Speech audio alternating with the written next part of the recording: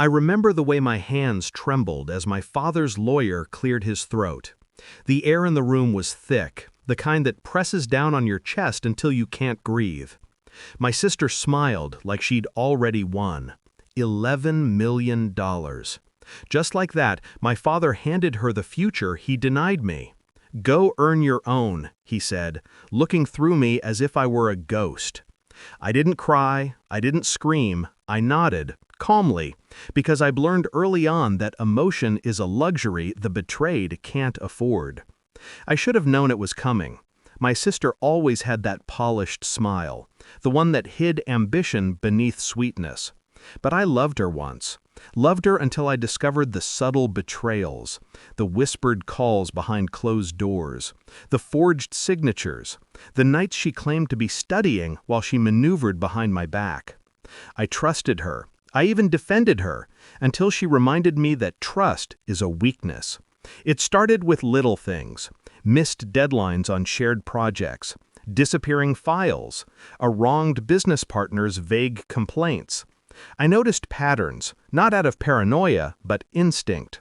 My gut screamed, and then, one night, I found the email she'd sent to Dad, the one that spun a web of lies so tight it would strangle anyone who tried to see the truth. I felt nothing, not then. I never react before the plan is in place. I sat in my car for hours, rereading her words, plotting. If betrayal is an art, revenge is the gallery, and I intended to make her the centerpiece. I started small, quiet, precise moves.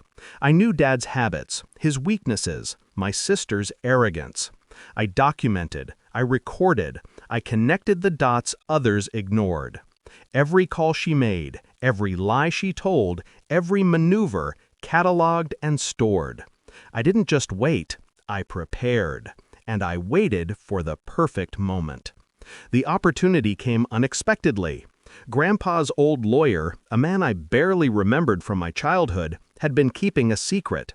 A clause hidden in the folds of Grandpa's will, one that bypassed my father entirely. He had left something for me, something my sister never suspected, something that could undo her smug victory in a heartbeat. I watched my mother's hands tremble as the lawyer opened the envelope. My sister's grin faltered, that carefully curated mask slipping like wet porcelain. The room fell silent. And then he read it. "To my grandson," the lawyer said, voice steady, almost ceremonial. "Everything I had outside of what I gave your father is yours.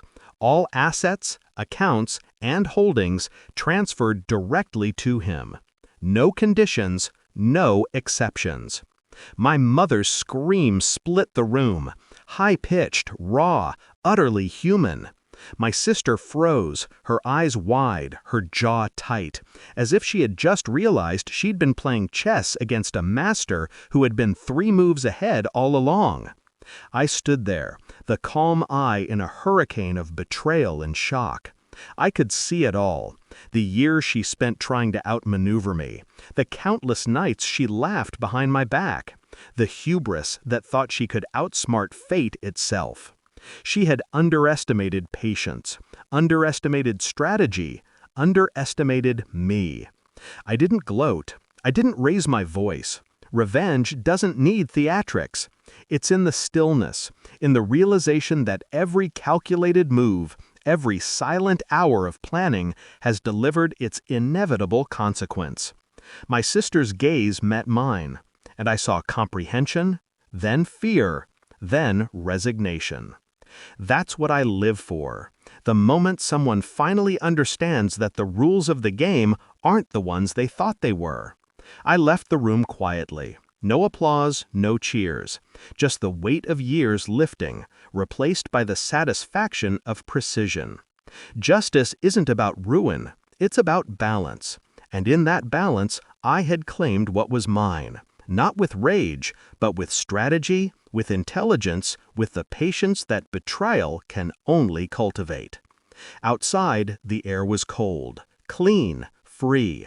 I breathed it in and felt a strange calm wash over me. I had been betrayed, yes, but I had also risen. And in that quiet rise, in that unseen victory, I understood something my father never could. Wealth can be given, but power, true power, is earned.